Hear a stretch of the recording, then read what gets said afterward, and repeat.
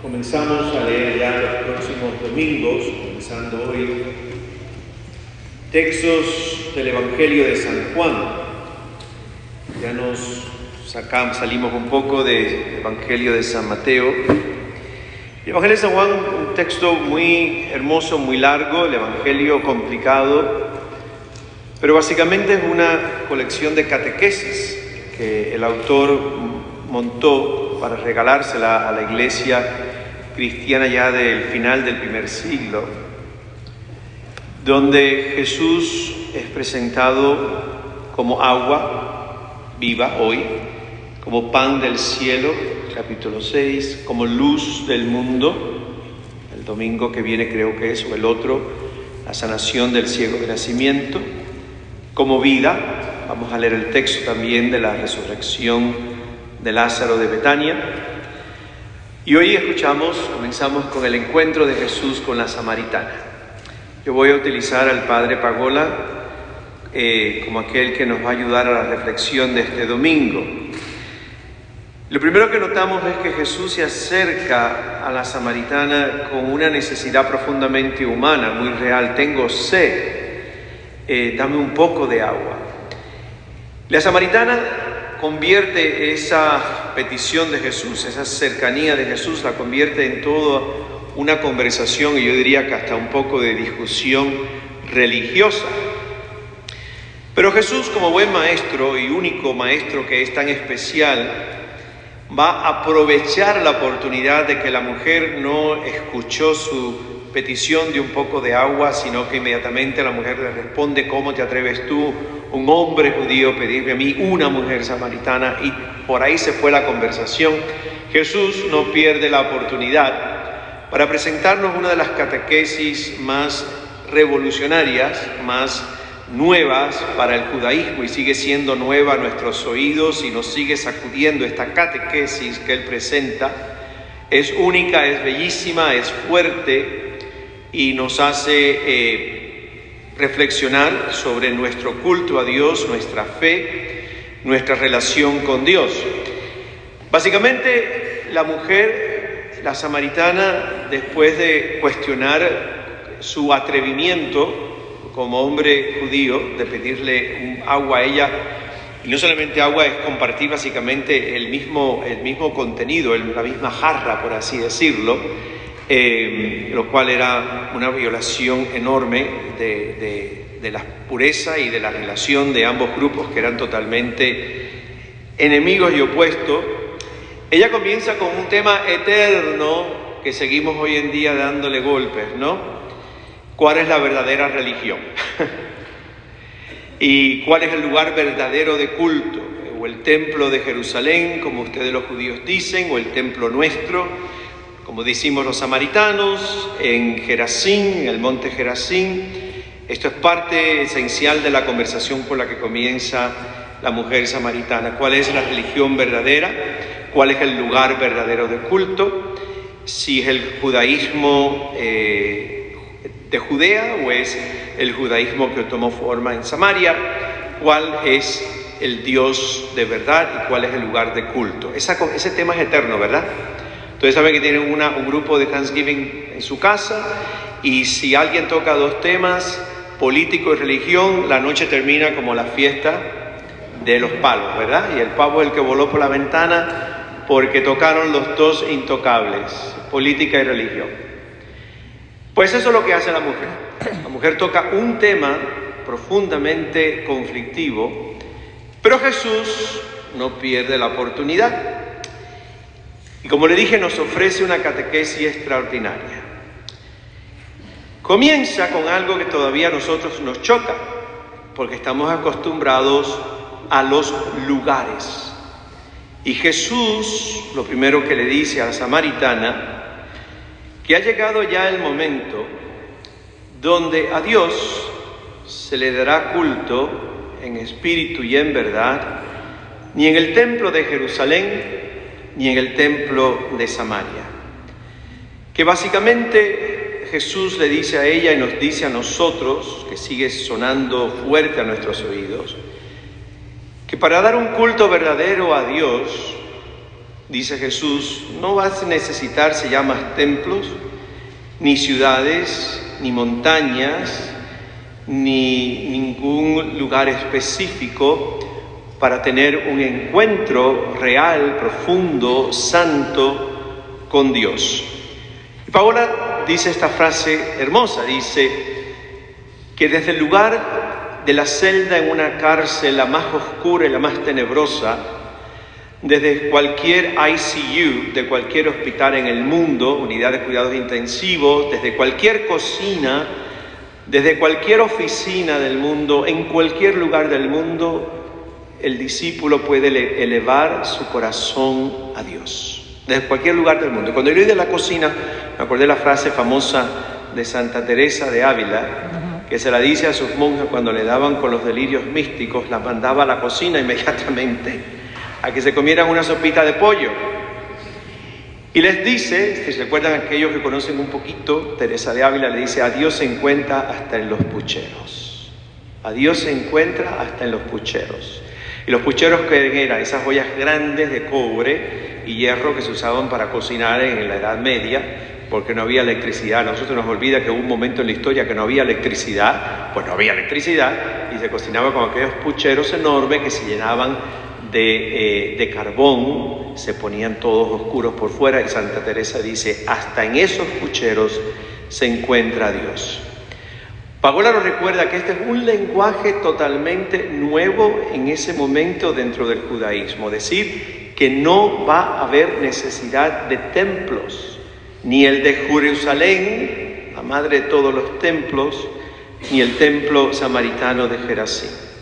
Y sigue siendo un lenguaje nuevo para nuestros oídos hablar de Dios de esta forma. Jesús, a través de esta catequesis, le va recordando a la samaritana y nos recuerda a nosotros hoy aquí en este templo que nuestro Dios no es un Dios distante, que nuestro Dios no es un Dios que se ha alejado de la rutina y de los eventos de nuestras vidas diarias. Jesús le recuerda a la samaritana que Dios no es propiedad privada de nadie, ni de ninguna religión. Y tristemente vemos en la historia pasada y actual que cuando grupos reclaman tener la única propiedad de Dios, esos grupos terminan siendo profundamente violentos. Hoy Jesús en la catequesis a la samaritana nos dice, Dios no es propiedad de nadie. Y poco a poco, si leemos el texto, Jesús va reemplazando la palabra Dios con la palabra Padre. Y ahí comienza lo bueno. Comienza lo bueno porque ya Jesús comienza a decir también que la auténtica religión y el verdadero culto comienza en el momento en que tú y yo decimos menos la palabra Dios y decimos más la palabra Abba, que es la palabra que Jesús utiliza. Y lo dice porque nos quiere recordar que este Dios en su esencia es un Padre de bondad y de misericordia. Creo que fue el viernes o el sábado, no sé, recuerdo, leímos el Evangelio de la parábola del Hijo Pródigo. El sábado, donde Dios es presentado como un Padre de una ternura y de una bondad inmensa. Léanse el texto de nuevo cuando lleguen a sus casas hoy y van a descubrir a Jesús alejándose de la palabra Elohim o Theos griego y va a empezar a decir la palabra Abba. Dios es Abba, y en el momento en que empezamos a experimentar, sentir, pensar y hablar con Abba, comienza el verdadero culto del que Jesús le habla hoy a la samaritana. Es un Abba que nos acompaña en cada momento, en cada etapa y en cada paso de nuestras vidas. Y Jesús entonces interrumpe esa conversación y presenta frases profundamente radicales. Ha llegado la hora, o vendrá la hora, donde se adorará al Abba ni en la montaña de Jerusalén, ni en Gerazín. La hora llega, y en realidad ya ha llegado, donde los verdaderos adoradores adorarán al Abba en espíritu y en verdad. Y en realidad es lo que el Abba quiere y busca: personas que lo adoren en espíritu y en verdad. Ante esas palabras, la samaritana respondió: sabemos que vendrá el Mesías y el Mesías nos dirá todo. Y esta gran frase hermosa de Jesús: soy yo el Mesías, el que te está hablando a ti.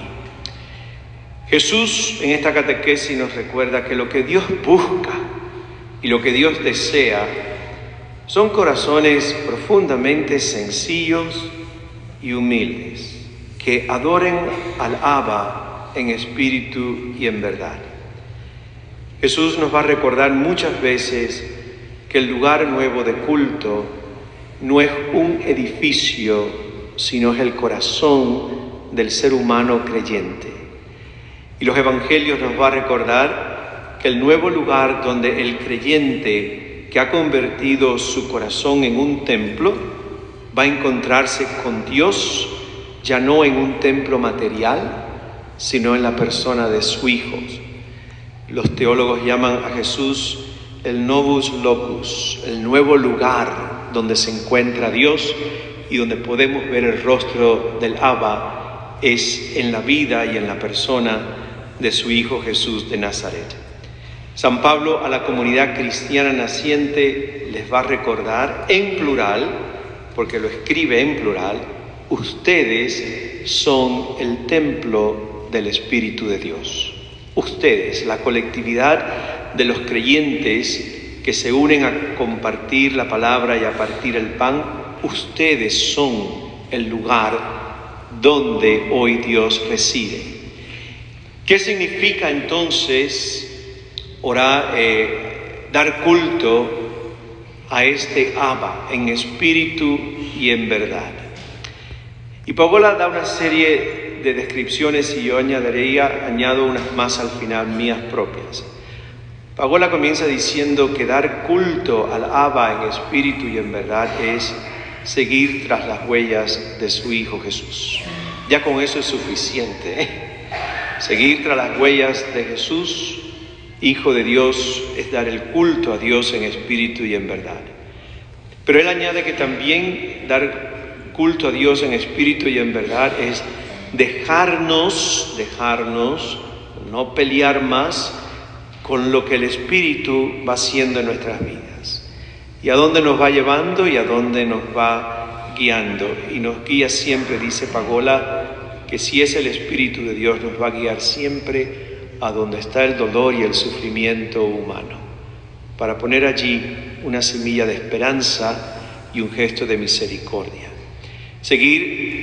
Adorar a Dios en espíritu y en verdad es ser compasivo y misericordioso como el Abba lo es. Hace varios días atrás escuchábamos también el texto de Isaías, donde Dios dice en la boca de Isaías: sean santos porque yo soy santo. Y ese mismo día el Evangelio Jesús de Mateo decía al final: sean perfectos como Dios mi Padre es perfecto. Perfecto en la compasión, perfecto en la misericordia, perfecto en ser un Dios que da siempre aliento de vida y esperanza. Dar culto a Dios en espíritu y en verdad es vivir en la verdad. Y la verdad es Cristo Jesús, aquel que se presenta delante de la samaritana y de ti, de mí esta mañana, y te dice: soy yo el que habla contigo. Y yo añadí dos más. Yo dije, no es solamente vivir en Cristo, es contemplar a Cristo. Contemplar su vida, sus palabras, sus acciones, sus opciones, sus silencios. Contemplar el misterio de su muerte y de su resurrección es bañarnos, sumergirnos en los evangelios, es absorber cada palabra de Jesús y es dejarnos moldear por aquello que contemplamos y aquello que escuchamos. Y seguir dando verdadero culto en espíritu y verdad a Dios, para mí es no solamente creer en el Abba, es confiar en el Abba, de una forma radical y absoluta, dejando que el Abba Dios sea Dios en mi vida, lo cual significa algo extremadamente difícil, pero que tenemos que seguir por lo menos intentándolo, que es soltar el control y dejar al Abba ser Abba en nuestras vidas. Es abrazar todo como una invitación constante tuya y mía del Abba a que amemos, a que vivamos, a que demos sin miedo. Y creo finalmente que dar culto al Abba en espíritu y en verdad es creer con todo el corazón, por difícil y enredado y complicado que sea a veces, creer con todo el corazón que todo y todos en mi vida han tenido y tienen un propósito, y tiene un significado y tiene una razón, porque vivimos en las manos del Abba. Todos los domingos venimos a este espacio, este templo lindo de la Divina Providencia, pero hoy aquí en este espacio Jesús, sentadito en el pozo de Jacob, te mira a ti y a mí y va más profundo. La sabiduría de Jesús como maestro único e irrepetible es que Jesús siempre va al meollo del asunto, no se queda en la superficial. Y eso a veces nos molesta, porque preferimos quedarnos, como digo yo, en los encajes y no ir en lo profundo. Y hoy Jesús, sentado en el pozo de Jacob, te hace a ti y a mí una pregunta: ¿cómo le das culto a Dios? Olvídense del lugar y olvídense del cuándo. Vamos más profundo. ¿Cómo? ¿Cómo le damos culto al Abba en espíritu y en verdad? Si de verdad damos culto al Abba en espíritu y en verdad, repito la última parte que yo añadí, es tener una disposición, aunque nos cueste y peleamos con esa disposición, de recibir y acoger en mi vida todo aquello que es difícil, pero tengo que creer que tiene un propósito, tiene un significado y tiene una razón, porque estoy en los brazos de Dios, mi Padre. Ayer yo le decía a una persona en el confesionario, me encantó dialogar con esa persona, le dije: las cruces no son las que nosotros nos creamos, porque esa, lo mismo que la creamos, también la podemos descrear. Me la pongo y me la quito. Las cruces verdaderas son las que llegan sin haberlas pedido yo. ¡Pum! Y la vida nos las coloca por delante, sin buscarlas y sin pedirlas. Y la vida nos las pone. Si doy a Dios culto en espíritu y en verdad, tengo que tener por lo menos un poquito de intención de recibirla y dejar que ese Abba bueno en el camino me enseñe por qué y para qué. Si de verdad creo que es mi Abba. Termino con una oración que no la busqué para la misa de 10, pero la mencioné, dije, para la misa de 12 la voy a buscar. La famosa oración de abandono del beato Charles de Foucault, que creo que ya está canonizada. Sí. Yo quiero que la escuchemos con el corazón abierto, porque esto es una expresión orante de un hombre muy santo que fue Charles de Foucault, y expresa muchísimo lo que Jesús nos enseña en la catequesis de este domingo. Padre, me pongo en tus manos. Haz de mí lo que quieras. Sea lo que sea, te doy gracias. estoy dispuesto a todo, lo acepto todo, con tal que tu voluntad se cumpla en mí y en todas tus criaturas. No deseo más, Padre. Te confío mi alma, te la doy con todo mi amor, porque te amo y necesito darme a ti, ponerme en tus manos sin limitación, sin medida, con una confianza infinita, porque tú eres mi Padre. Yo siempre he dicho que si uno no está listo, no haga esta oración. Uno tiene que estar preparado para hacerla. Porque aquí hay frases muy fuertes. Si no lo queremos decir, mejor callarlas. Porque decirle a Dios, sea lo que sea, te doy gracias, es tremenda frase. Y hay que estar preparado para decirla. Así que hoy le pedimos al Señor, por lo menos, intentar un poquito comenzar a vivir esta confianza absoluta en Dios que es Abba, aunque a veces no entendamos.